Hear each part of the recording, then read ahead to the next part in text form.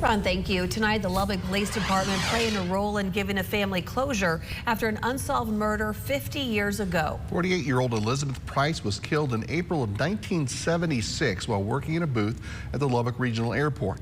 KAMC Kamryn Mendoza joins us now with how police were finally able to close the case. Yeah, Brian and Lauren, the department says the 50-year investigation came to a close last January when preserved DNA confirmed the suspect's identity and involvement with the case. Police confirmed that suspect was a juvenile at the time and had been declared deceased. While that means no trials or arrests, the case and the family can finally rest. They've been through a lot over the course of the past, again, nearly half a century.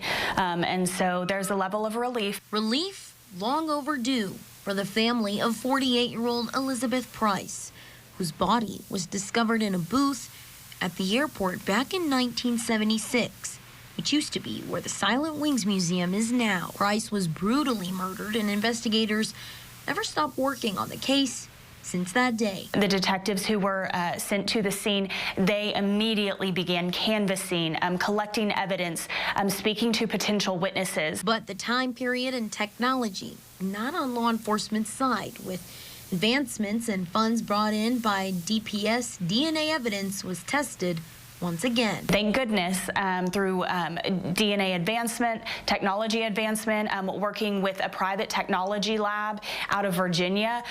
Really, it was an answer to prayers. Davis says the DNA breakthrough revealing the suspect was a juvenile at the time and has since died. Per state law, the department can't name the suspect in the crime. While in many cases, you know, it may go through the normal criminal proceedings, you know, a case, someone is arrested, a case is tried, that person is convicted and found guilty, there's a level of adjudication that occurs. That's not happening in this case. While DNA testing did in fact determine who that suspect was, that person is still a suspect, and so again, under state law, we are not legally allowed to release that individual's information. As for ongoing unsolved cases, Davis says she's hoping this is a sign for families still waiting for answers, not to lose hope in their investigators. We believe in justice here at the Lubbock Police Department, and so for anyone out there who maybe is thinking about committing a crime in the future,